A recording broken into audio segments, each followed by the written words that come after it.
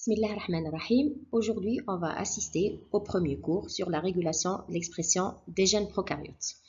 Donc, ce cours du module de génétique est destiné aux deuxième année sciences biologiques et alimentaires, ainsi que les troisième années en biologie moléculaire. Donc, on va prendre aujourd'hui comme modèle l'opérant lactose. Sachez que ce module est assuré durant le premier semestre de cette année en cours. Donc, tout d'abord, on va commencer par un petit historique. L'organisation des gènes chez les prokaryotes se fait suivant des opérants. Ce modèle a été proposé par les deux chercheurs, François Jacob et Jacques Monod, en 1961 sur certaines bactéries.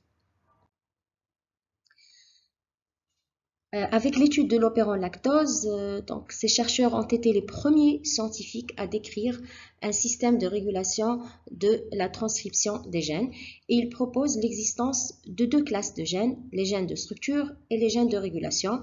Et c'est à partir de ces travaux qu'est né le concept de la régulation génique. Ils ont eu un prix Nobel en physiologie et médecine en 1965. On va commencer par définir l'opérant qui est un segment d'ADN et qui contient 6 gènes. Donc vous avez les 3 gènes de structure qui sont les LAC Y, LAC A et LAC Z et les gènes de régulation qui sont le promoteur P, O pour l'opérateur et I pour le régulateur. Donc on sait bien que les bactéries trouvent leur source de carbone dans le catabolisme des sucres. Si le sucre ou bien le glucose est la source de carbone préférée pour les bactéries, les lactoses, qui sont les bêta-galactosides, peuvent également être consommés par la bactérie et métabolisés en glucose et en galactose. Donc, les enzymes nécessaires à l'utilisation du lactose ne seront synthétisées qu'en présence de ce substrat. Donc, cette animation va présenter la première enzyme qui est la lactose perméase qui permet l'entrée dans la cellule du lactose avec un flux de protons. Et la bêta-galactosidase, la deuxième enzyme, qui va hydrolyser le lactose en deux exoses. Bien sûr, ces deux exoses qui sont le galactose et le glucose vont suivre des voies métaboliques, voies de galactose et la glycolyse. Maintenant, on va parler de l'opérant qui contient 6 gènes. Donc, vous avez les 3 gènes de structure qui sont les LAC Z, LAC Y et LAC A, précédés par une région responsable de la régulation de leur expression et contient 3 gènes de régulation, l'opérateur, le promoteur et le LAC I. Donc, le promoteur, c'est la région où se fixe l'ARN polymérase. L'opérateur, c'est l'intermédiaire entre le promoteur et les gènes de structure.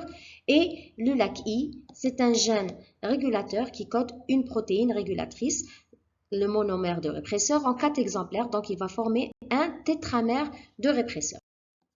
Donc, ce tétramère de répresseur va se lier à l'opérateur et inhibe l'expression des gènes de l'opérant lactose par transactivation en se liant spécifiquement à cet endroit. L'expression de répresseur est constitutive, c'est-à-dire qu'il est exprimé quelles que soient les conditions de croissance de la bactérie en présence ou en absence de lactose. Par contre, son affinité pour l'opérateur sera modifiée en présence du lactose.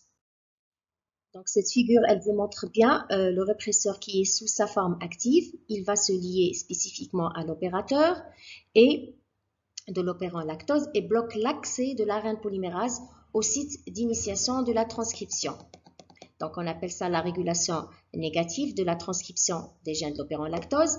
Les enzymes nécessaires au métabolisme du lactose ne sont pas synthétisées, donc les gènes de structure ne sont pas transcrits car inutiles en absence de lactose. Un autre cas, c'est en présence du lactose, c'est l'allolactose qui est un isomère du lactose, va jouer le rôle d'inducteur en se liant au répresseur pour l'inactiver. Cette liaison entraîne un changement de conformation, donc il va lui changer la forme, qui perd alors son affinité pour l'opérateur, donc il va pas pouvoir se lier. Donc une fois il ne se lie pas, l'ARN polymérase peut commencer sa transcription et passer par le promoteur, l'opérateur et transcrire les gènes de structure. Voilà, toutes les étapes. Maintenant, une fois les gènes sont transcrits, on a les 3 enzymes. Donc, vous avez la première, la bêta-galactosidase, qui est une enzyme produite par le gène LAC-Z. Elle hydrolyse les liaisons bêta-1 cat-osidique des bêta-galactosides. La deuxième enzyme, c'est la lactose perméase produite par LAC-Y. Cette protéine membranaire permet l'entrée du lactose dans la cellule. Et la théogalactoside, troisième enzyme transacétylase produite par LAC-A, son rôle n'est pas bien connu, donc elle acétyle les bêta-galactosides non métabolisables qui peuvent alors être éliminés hors de la cellule par diffusion à travers la membrane plasmique. Maintenant, je vais vous parler du troisième cas, lorsque la bactérie, par chance, elle dispose en même temps du glucose et du lactose. La situation, bien sûr, va se compliquer parce que le répresseur de l'opérant lactose est inactivé par l'allolactose. Le site de l'opérateur de l'opérant est donc libre et les gènes pourraient être transcrits. Or, tant que le glucose est présent, la bactérie va le métaboliser préférentiellement parce que c'est un sucre simple. Donc, elle n'a donc pas besoin d'enzymes nécessaires au métabolisme du lactose. Ceci implique l'existence d'un autre mécanisme de régulation que l'on appelle la répression catabolique.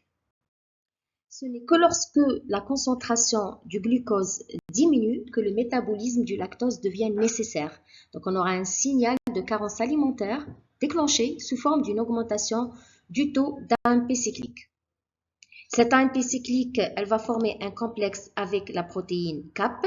Ce complexe se lie à l'ADN en amont du site de fixation de l'ARN polymérase. L'interaction de ce complexe va agir comme inducteur et augmente l'affinité de l'ARN polymérase pour le promoteur. Voilà, l'ARN polymérase, il va se lier au promoteur de l'opérant. Cette régulation positive peut permettre d'augmenter la transcription de l'opérant lactose. Par conséquent, on peut conclure que l'induction de l'opérant lactose nécessite 2 conditions. Il faut que le lactose soit présent et que le glucose soit absent. Donc, la transcription de l'opérant lactose est sous contrôle de 2 protéines régulatrices. La première est le répresseur LAC-I qui se fixe au niveau de l'opérateur en absence de lactose et bloque l'ARN polymérase, ce qu'on appelle la régulation négative. Le deuxième cas, c'est la régulation positive, donc la protéine CAP qui, sous forme d'un complexe avec l'AMP cyclique, se lie à l'ADN et permet d'augmenter l'affinité de l'ARN polymérase pour le promoteur. Voilà, donc je vous remercie pour votre attention.